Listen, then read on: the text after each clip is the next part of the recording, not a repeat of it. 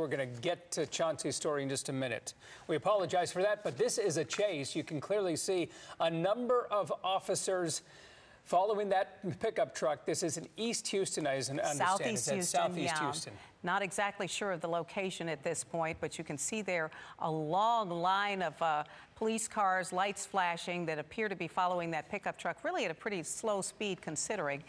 Again, Now we're not certain where we are. We're going to find out in just a moment. Don Armstrong, live in Sky Eye. You've been following this. I know you just got on top of this, but looks like he's somewhere in that industrial area. But any idea, Don, as to why this guy is running? No, don't know that. We're still quite a ways away, as you can tell by our picture here. It's this white pickup truck. Looks like a heavy-duty Ram pickup truck. Yeah. We're heading northbound on Ritchie here from Old Galveston Road up toward the Pasadena area. We're still, as I said, quite a distance away. But you know how these chases go.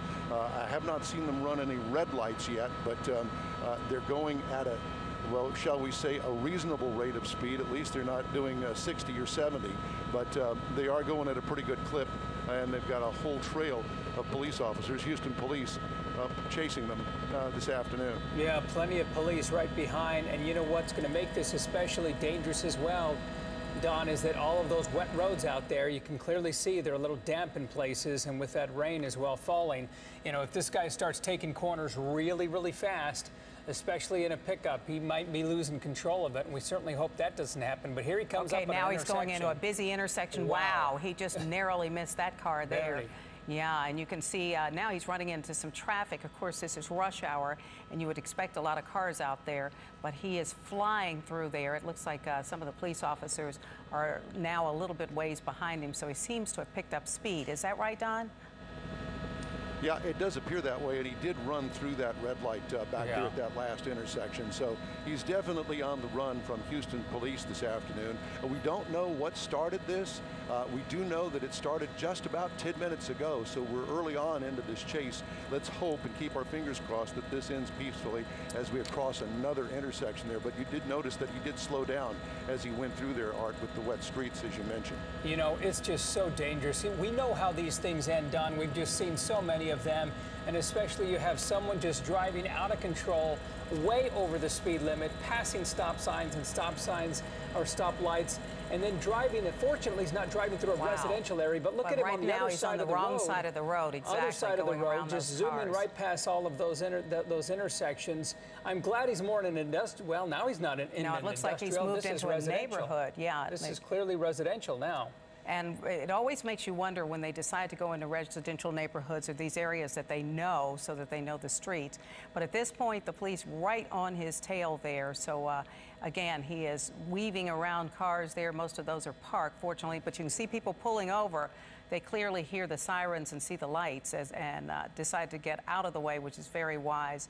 But once again, there he is, what appears to be on the wrong side of the road. Yeah, this is far southeast Houston, Don. Is this into the Pasadena area, or is this? No, we're still over here in southeast Houston. Okay. We're not too far from the East Loop and 225. Okay. And because we're changing streets so rapidly, I can't really tell you what street we're on. Right, but yeah. Obviously and clearly. Look at all the water he's going through a neighborhood street here. Yeah. And you can see a van just turning there. Fortunately, that van was able to get out of the way. Oh boy, this is, you know, they're always frightening. Pickup truck. Go ahead, Don. I'm sorry, what were you going to say? Yeah, and I was just going to say it appears to be a diesel pickup truck of all things. Yeah, that is Not that it makes any difference. He can still get up to speed, but it takes a little bit longer. Lots of torque and horsepower, but it takes a little bit longer for that thing to get up to speed. It's just so odd to see a chase like this with a diesel pickup truck. With a diesel vehicle, you're absolutely right, because they're not quick from 0 to 60. Well, it looks like he's slowing. Well, no, I guess not. A couple of times there it appeared as though he was slowing down for a moment, but I guess just to take the corner. You know, it looks like a work pickup as well. He has a lot of stuff right there in the back end of his vehicle. But he continues to just sort of traverse his way in and out of, you know, residential area streets. He was first in the industrial area. Now he kind of appears to be at the edge of that still. This is a very dangerous thing that's taken place. You have single lane roads like this that are not double laned, and he's passing some people, frequently driving on the other side, passing red lights and stop signs. We just hope this doesn't end in a big wreck, as they normally do, Don, because we've seen them so many times. Yeah, absolutely. And you can see he's kind of contemplating whether or not to try to get behind that truck. We've seen, as you've already said, him crossing over several times to get around people and to try to get away from the police. But it appears to just keep going at a steady pace at this point. He's now passing underneath the freeway there once again. And another turn. Is that the West Loop, or I mean the East Loop? That's 225. That's 220. Highway 225, Little Ford Freeway. All right, this is, we're being told by our producer that there was a traffic stop and this truck is stolen. So that is the basis, we presume, for why they are chasing him at this point. He took off at that traffic stop. It looks as though, and I'm not sure which road this is right now. Are we back on 225? This is 225. And yes, this is 225. All right, he's now on the shoulder So there. is he going, he's going eastbound, so he's headed, is he eastbound? Yeah. Don? They're headed westbound. Oh, he's headed westbound. Yeah, the westbound up here. I'm going to widen out, so we should be getting close to the loop up here. You're going to be right. So if he's headed westbound on 225, that means he is well, still southeast Houston, but he's eventually going to be hitting the east loop, and he's just going to be running into more and more traffic on a Friday afternoon at 5:20. Look at him, just in and out of traffic from one shoulder to the next. Yeah, exactly. This is a determined getaway driver trying to, and we have confirmed that it's a stolen vehicle, but trying to get away, and we know how these things are going to end, but we just pray and hope that it doesn't end in a wreck that involves injuries. Well, and it looks like he almost hit that van there. Look at that. Yeah, as he continues to now try to switch over to another lane and just keep going at that speed. Boy, yeah, and you always wonder what's going through their minds is if they think, okay, I'm going to be the one guy that gets away. Yeah, that's not going to happen. We can tell it right now, you know. But you're right, Mel. They sit there and think, okay, I think I can get. They don't realize that there are 24 officers behind them, that there are officers in front of them. Eventually, they're going to lay down the spike strips.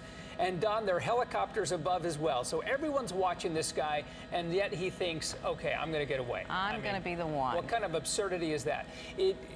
Don, as he is headed westbound here, he's going to be approaching the West Loop, or the East Loop, excuse me. There it is right there. There he goes. It looks like he's taking off towards the loop. So now at this hour is usually even more crowded. Now. That's the exit ramp to the northbound East Loop. Yeah, northbound on the East Loop now. Get stuck in traffic over here because of the time of day, and it's a Friday afternoon. That's what I was thinking as well, Don. He's going to really run into some heavy traffic now.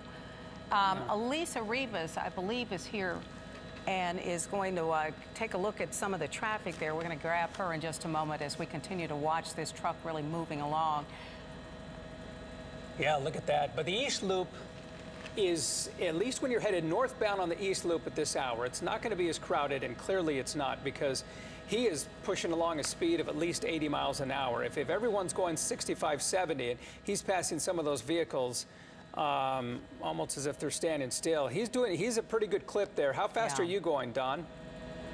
We're doing about 100 miles an hour, but we're quite a distance away from him, trying to stay out of the way of HPD helicopter and stuff. So I can tell you there's the Ship Channel Bridge, but from my past experience, he's going to run into traffic up here as he approaches I-10, the Baytown East Freeway, if not sooner. Right. And you wonder which way he's going to go if he takes one of the East Freeway there, whether he's going to be going east or west on the 10 freeway, or he's just going to continue to go straight on northbound on 610. Eventually doing that, he's going to run into 59 or even I-45. Well, so far he's actually run into some clear stretches of freeway, and I suspect, of course, Don would be way too far away to hear, but I suspect the sirens are going pretty good, and people can certainly see the lights behind them, and they're probably kind of parting the ways to let these folks through, figuring this is not something they want to get involved with. Yeah. And once again, you see him there almost over on the shoulder. It looks like the left shoulder. Yeah, the traffic is moving slower there, Don, as you mentioned. But he's driving right there on that shoulder. And he's going to be approaching a lot more coming up as well. We are now at East Loop in Clinton, right there in the Ship Channel area. I'm sure many of you know exactly where that is. And he continues to just keep moving along. He's now running into a little bit more traffic. You can see... but just zigzagging in and out of this traffic, and Usually when this happens, Don, we see him sort of side-swiping and taking off a few mirrors of vehicles as well. Well, and Elisa has just joined us. Elisa, go ahead, Don. The biggest concern that I see is getting by on the shoulder when traffic slows down up here.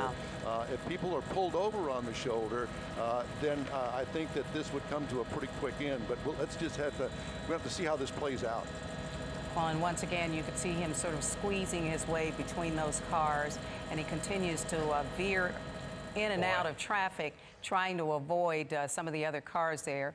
And you can see one, as Don mentioned, right there on the shoulder, and there he goes once again. Good. Elisa, you know this area pretty well. This is 610 around Clinton. I imagine we've gone a pretty good ways past that, but we're talking the Ship Channel area on a Friday afternoon. Absolutely, and you can see it in these Sky Eye pictures. A lot of truck traffic, a lot of afternoon traffic, people trying to get out of work on a Friday afternoon. And as you know, when you're in your vehicle, you have the radio going, you're talking to your family members or anybody else in the car with you, people not completely aware of what's happening. And even if they are, how can they maneuver or go a different way? You are just hoping that this person gets by you safely. But yes, as you're going northbound on the East Loop, you're coming out of the Port of Houston, lots of industrial traffic headed toward the North Loop, and then you're really getting into commuter traffic. And so people that are going north to Humboldt, north to the Woodlands, are trying to catch that off of the North Loop. So traffic's not going to ease up as everybody heads outbound. He's picked the northbound lanes, and this is going to be a problem for law enforcement to keep up with him, as well as all of the commuters around them. And there he goes there on the shoulder once again with the police officers behind him.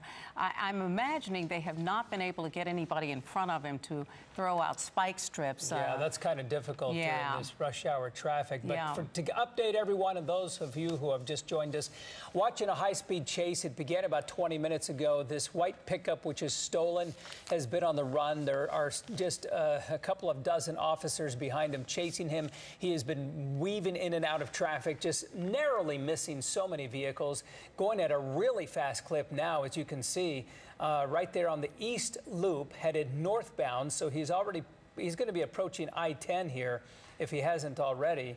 Probably very soon. So we only have a couple of minutes left in this broadcast. We're warning you now that we're going to get off of this picture, but you can join us on abc13.com to catch all of the action of this play-by-play here of this guy who is determined to try and get away. Yeah, we're going to continue to stream live, so you can even go there now. Once again, Lisa's standing here as we look at all of these trucks that are there. As you mentioned, a lot of industrial traffic coming from the Ship Channel area, and just a lot of people trying to get out of there, get home. And clearly the concern right now by all of those officers is that no one gets hurt as this guy continues to speed along. It almost looked as though he veered pretty close there to that white car, but apparently they did not make contact. But again, this has got to be the scariest thing possible as you're riding along, heading home, and you look in your rear view mirror, and this is coming at you at top speed. Right, and as you approach these major interchanges, it becomes even more dangerous because people are looking to make their exit to another freeway. They're not looking for somebody like this trying to get away from law enforcement. You see passing McCarty, 90 there, 90. So you're making that curve as you head toward the North Loop in that area. And it's very difficult to... Oh, he's getting off. He's getting off at McCarty. Let's see what he does here, because this sort of divides as well. He'll have the chance to get on 90 from this as well, and 90 freeway will take him another direction over to kind of the Liberty area. Still a heavily... now he's approaching an intersection there. So still a heavily industrial area. There. Okay, just a warning here. Head to abc13.com. You can head there right now, and you won't miss a beat of this high-speed chase, and nobody wants to miss a high-speed chase. So head on over to abc13.com, and we're going to continue to track it for you. In about 25 seconds, we'll be breaking away to World News Tonight with David Muir, but he has It looks like he stopped at this point, and now one of the officers getting out of their car and walking over there. Don't miss this. And we're presuming that, yes, they're all kind of standing behind their cars. It looks as though guns drawn, and they are waiting on this person, whoever is driving, to get out of the car. Again, go to abc13.com. Right now, we are continuing our live coverage. All right, welcome now back to ABC13.com coverage as we continue to watch this vehicle that has stopped right there just off McCarty Street and the 610 East Loop. He was headed northbound, guns are drawn. You have a dozen officer vehicles and look, out there. It looks like he's getting out, and he or she getting out, is getting out and laying on the ground, ground, assuming the position, as we often say, or so it looks. Well, they're asking him now to back up. Hands up. Walk backwards with hands up. And it appears as though there was only one person in that truck. We only see one person, yeah. At this point, no one else seems to have gotten out. But they're being very, very careful here. They'll eventually tell him to get down. He'll put his hands down and they'll cuff him. And you've got to imagine that at this point, he's really realizing the enormity of the situation as he gets out and sees all of those officers.